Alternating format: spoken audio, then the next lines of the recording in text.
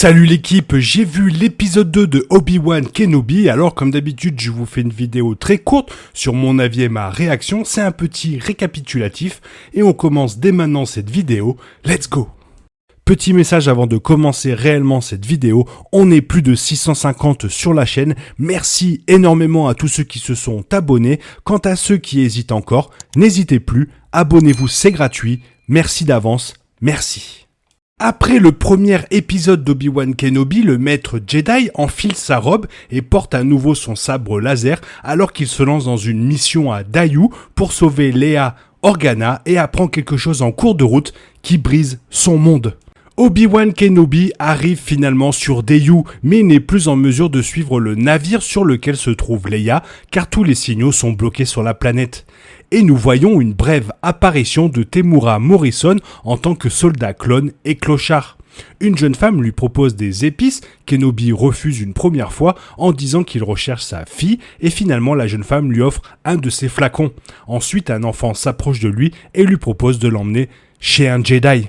Obi-Wan trouve l'homme en question, Aja Estri, et le regarde monter un spectacle pour aider une femme et son fils à s'échapper en utilisant des tours d'esprit Jedi. Le maître mot, spectacle, le vrai Jedi dans la pièce se fait connaître, appelant Aja pour son utilisation des télécommandes et d'aimants.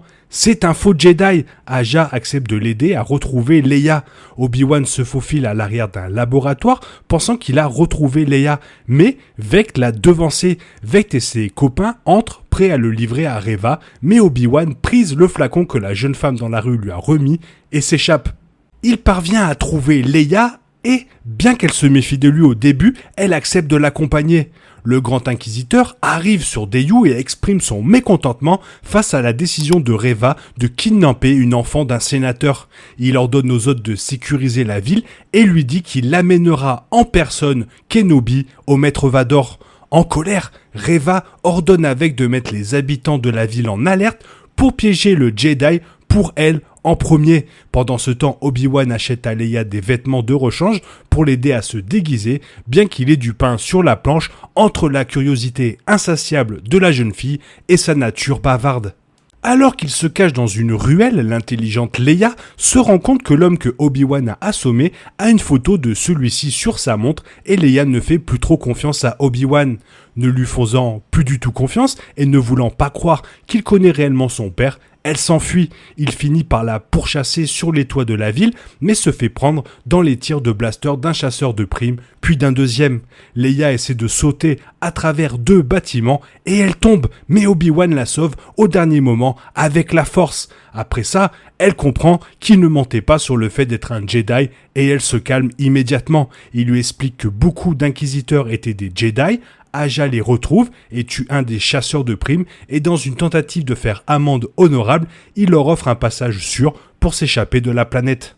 Après avoir vu Obi-Wan et Leia se diriger vers le vaisseau, Reva rencontre Aja. Reprenant sa voix de Jedi, il lui barre le chemin. Elle voit immédiatement à travers la ruse, le jetant contre un mur et tirant les informations dont elle a besoin directement de son esprit.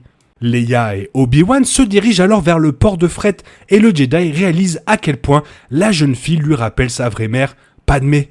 Il envoie Leia vers le navire alors que Reva arrive et elle se promène dans la pièce et se moque d'Obi-Wan, lui disant que Lord Vador sera ravi.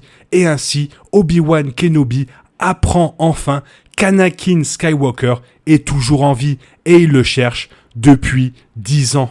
Puis le grand inquisiteur, un peu énervé, se présente pour intervenir et Reva le tue avec son sabre laser. En une fois, en un coup, Obi-Wan et Leia s'échappent sur le navire alors qu'elle est distraite. Leia essaie de parler à Obi-Wan, mais sa voix s'estompe en arrière-plan car son esprit est complètement ailleurs et il dit doucement « Anakin ».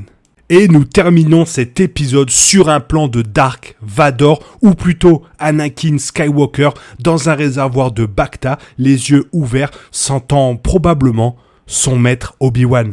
Épisode plus court que le premier où l'on voit les attitudes de la jeune Leia qui font énormément penser à Anakin jeune et à sa mère Padmé. Elle est intelligente, courageuse, mais un poil bavarde. Kenobi, lui, vient de comprendre qu'après plus de 10 ans, que son jeune padawan, ami et frère est toujours vivant et qu'il a lancé à ses trousses pas mal d'inquisiteurs. Il a vraiment du mal à s'en remettre et on le sent un peu affaibli dans cet épisode pendant un combat et lorsqu'il sort son sabre laser sans l'utiliser. Reva, elle, continue sur sa lancée du premier épisode. Rien ne pourra l'empêcher de retrouver Obi-Wan et rien ne se mettra en travers de son chemin, même le grand inquisiteur qu'elle transperce avec son sabre. Voilà, c'était mon récapitulatif sur l'épisode 2 de Obi-Wan Kenobi. J'espère que cette vidéo t'a plu. Si elle t'a plu, n'hésite pas à la liker, la commenter, à la partager et surtout à t'abonner car ça m'aide à référencer la chaîne sur YouTube. Merci, je te souhaite une bonne matinée, après-midi peut-être une bonne soirée ou un bon week-end. Bisous bisous, que la force soit avec toi.